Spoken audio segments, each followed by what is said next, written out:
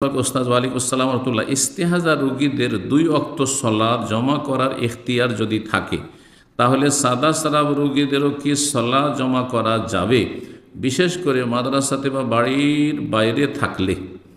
এই ক্ষেত্রে ওলামারা বলেছেন যে সাদা সারাব যদি নির্গত হয় তাহলে শরীয়তের যে বিধান রয়েছে যে কবুল অথবা দবর, অর্থাৎ পেশাবের রাস্তা দিয়ে অথবা সামনের রাস্তা দিয়ে অথবা পেছনের রাস্তা দিয়ে বায়ুপথ দিয়ে যদি কোনো কিছু নির্গত হয় তাহলে তাতে উজু নষ্ট হয়ে যাবে, উজু নষ্ট হয়ে যাবে। যেমন ইস্তেহাজা রোগী ইস্তেহাজা রোগীকেও সলাত আদায় করতে হবে, আর সাদা সারাব যারা তাকেও সলাত আদায় করতে হবে।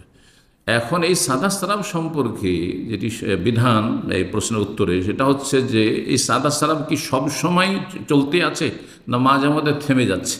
ওলামারা বলছেন যে মাঝে মধ্যে যদি থেমে যায়, যে কিছুক্ষণ 5 থেকে 10 মিনিট থেমে গেছে, এই সময়টাই 4 রাকাত বা 3 রাকাত যে সলাত আছে সেটা পড়ে নিতে পারে, তাহলে আপন অক্তে সলাত আদায় করতে হবে, অক্তে সলাত আদায় করতে হবে। এই ক্ষেত্রে জমা করা চলবে না, কারণ সময় পাচ্ছে।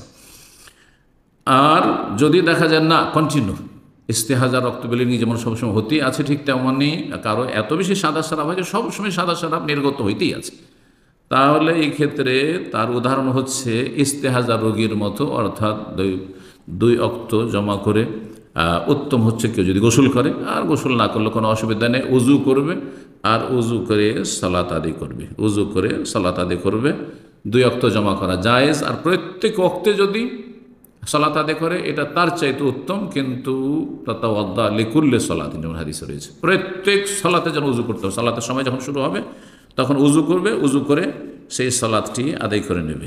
একজন সুস্থ মানুষ এক উজুতে কয়েক ওয়াক্ত পড়ে নিতে পারে, যতক্ষণ উজু ভঙ্গ হবে না।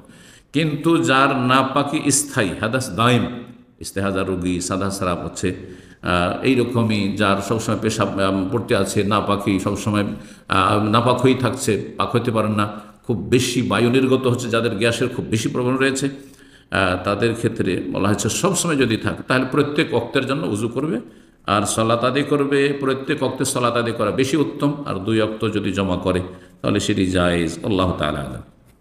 5 নম্বর